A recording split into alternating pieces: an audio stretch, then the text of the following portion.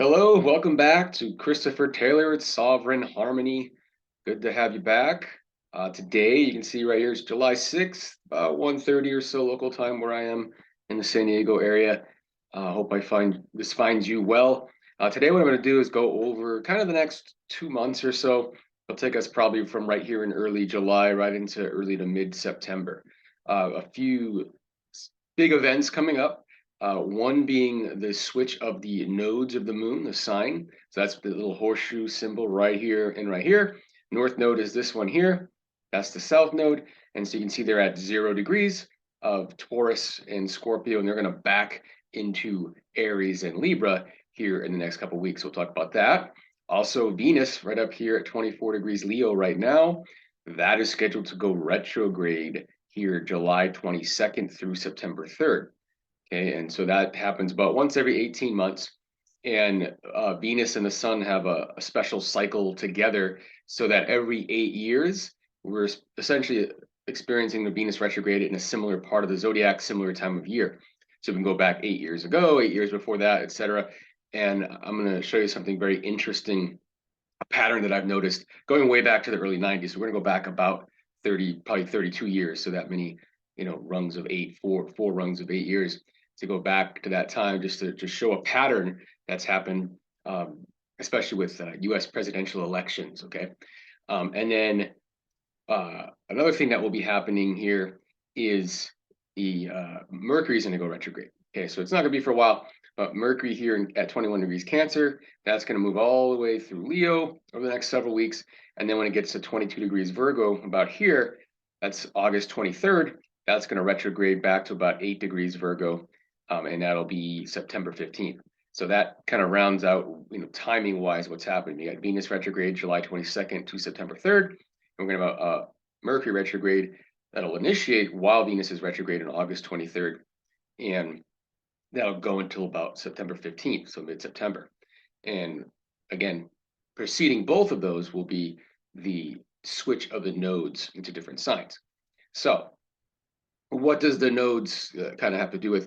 It has a lot to do with our eclipse season. So when the new moons and full moons are in the vicinity of the nodes, that's when we're having our eclipses. Our lunar eclipse, when the full moon is, within about 8 degrees or so of the node, and the solar eclipse is when the new moon is in that same position. So a couple of times a year, we're going to have our sun and moon alignments around those nodes. So our next round of eclipses is going to be this fall. We had some here in April, May, and we're going to have some again in around October, November. Okay, so we're kind of halfway in between the eclipses. That'll be for another discussion, probably following this one, probably sometime in the early fall. But for now, with the nodes switching from Taurus Scorpio, which is an axis that has a lot to do with stuff.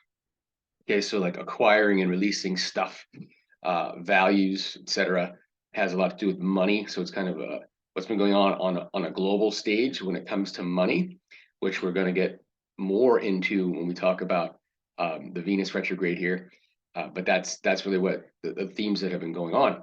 And now with this switch, the North node going into Aries, South node into Libra. So the North node is where we're headed. South node is kind of where we're coming from, right? And so North node Aries is the first sign of the zodiac. This has a lot to do with independence, individuation. Okay, whereas we're coming from now what will be the South node in Libra, that's going to be a lot to do with interdependence, codependence, sometimes on a negative side, and kind of moving away from identity, identifying as a group, and moving toward self-identity. Okay, and so with the way things have happened, the last few years, identifying as part of a group has been a really, really big thing. What's interesting is what just recently happened in the U.S. Was that the Supreme Court basically denied the ability to use affirmative action, which is again is a sort of group identity kind of way of looking at things. So now it's going to be forcing people to um, take things on as their own individual, regardless of your background, regardless of your superficial characteristics, but just as an individual. And so there's a sense of moving toward more sovereignty, if you want to use that word here, with North Node and Aries. And so the eclipses will have this kind of theme as well of releasing attachments to identity, group identities, and taking on more individuation. Okay, so that's going to be the theme over the next year and a half or so. So from about here in mid 2023, right on till the end of 2024 into early 2025. Okay, so that's, think of that as a thematic shift that's going on.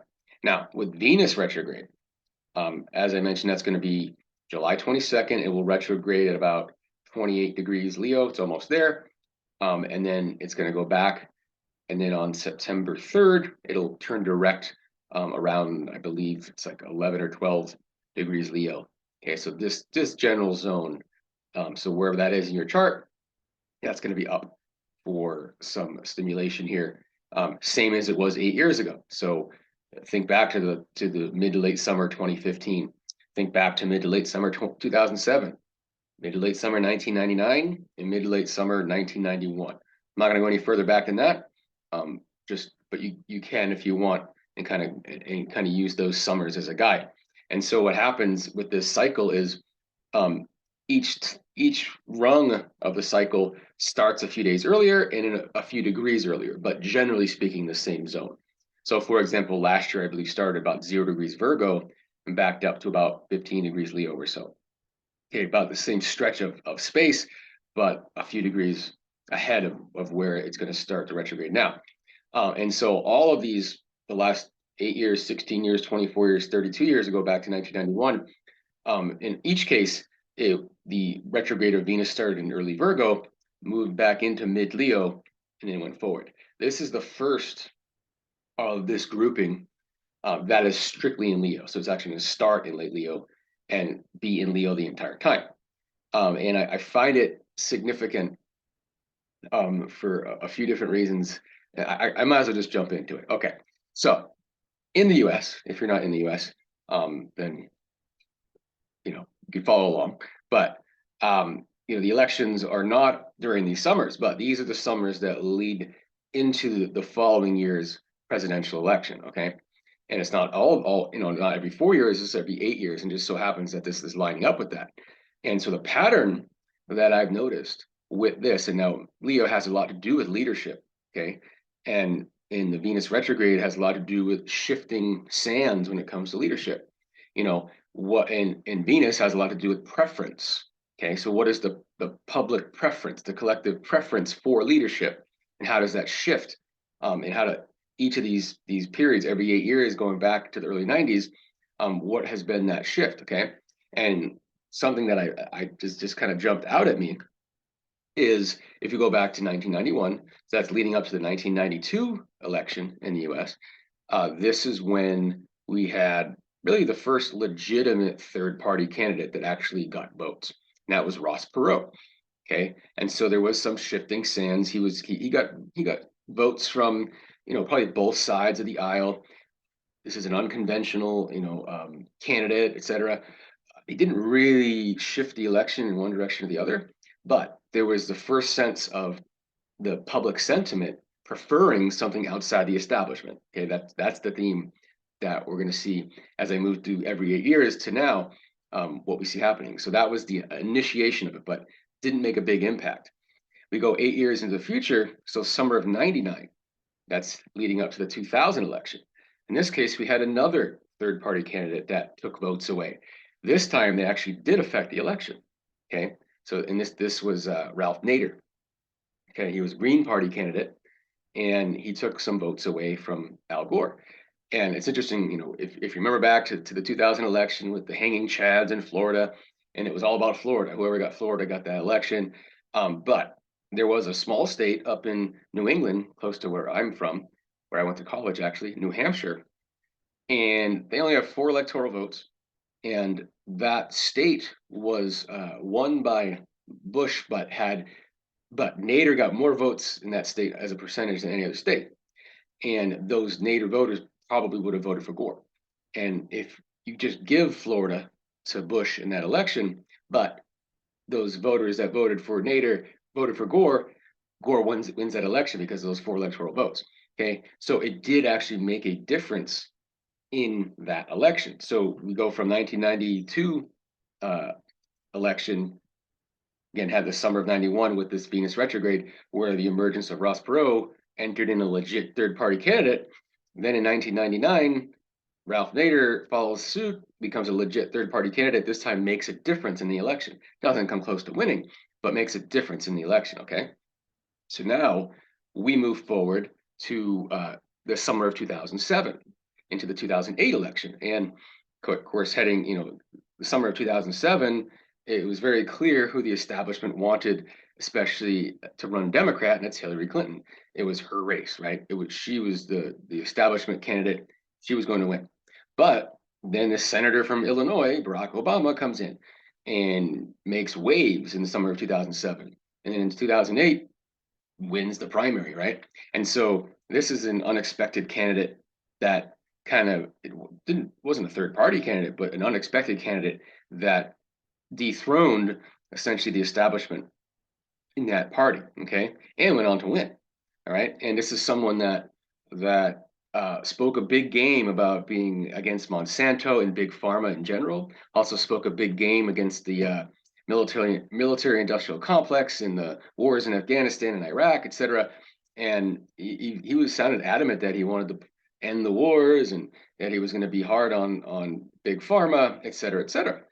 Um, none of that came through. None of that, it was all words, no actions. He ended up just serving the establishment. In fact, he hired people on his staff that were from Monsanto, and he dropped, I think that I don't know what the exact stats are, but more drone strikes were done under Obama than under Bush. Okay, which is hard to believe because the media just didn't report it in the same way. But the idea being he did not fulfill his promises or what he was speaking about. So now we have a candidate that made a significant progress in the election against the establishment, right? But their ideas were not able to move through, right?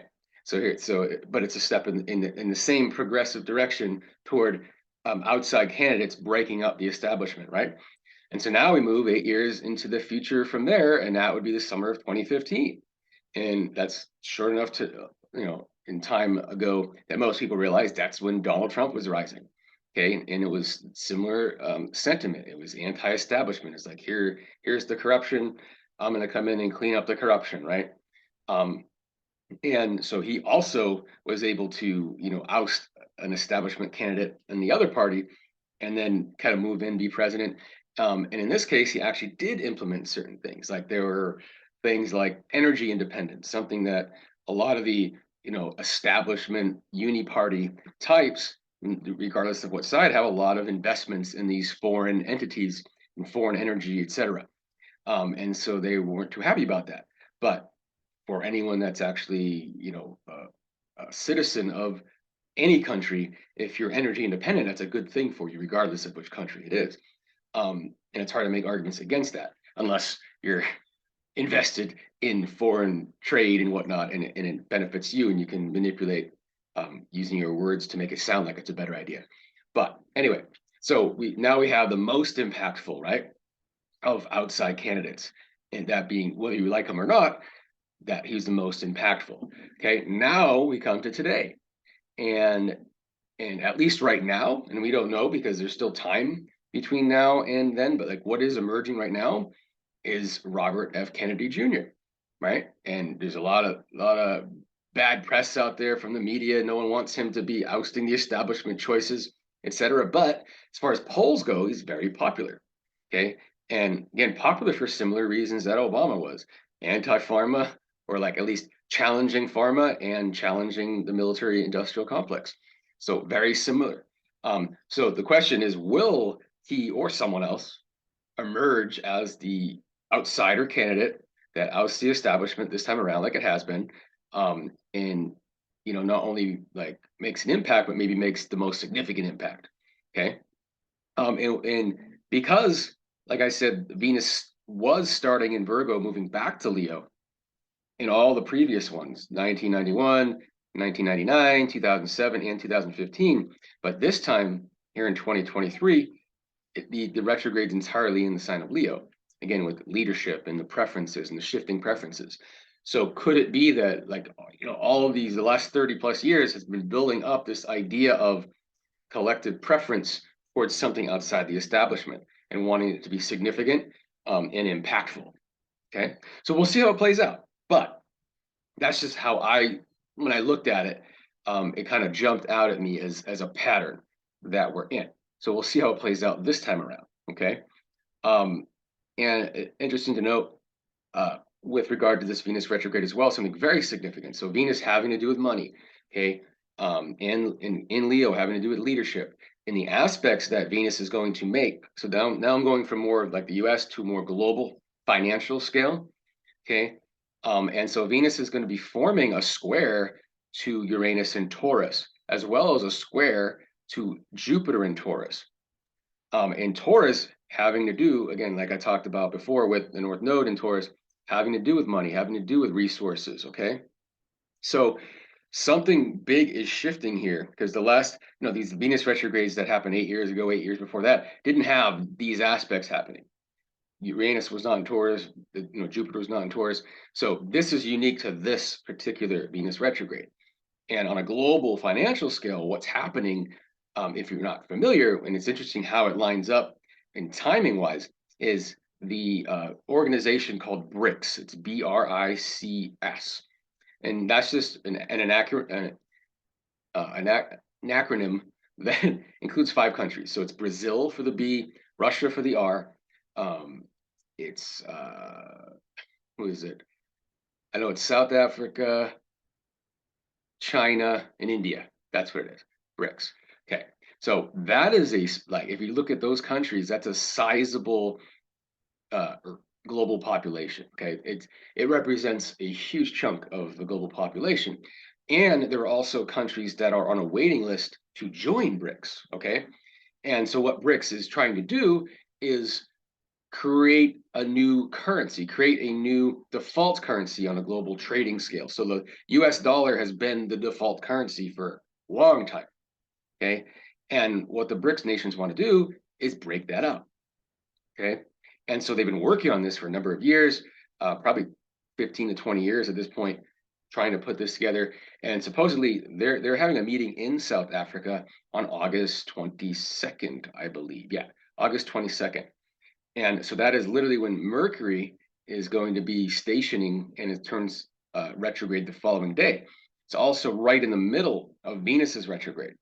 Remember, because that's going to be July 22nd to September 3rd. So it's actually getting toward the end of it, but it will be making an exact square to Jupiter around that date. Okay.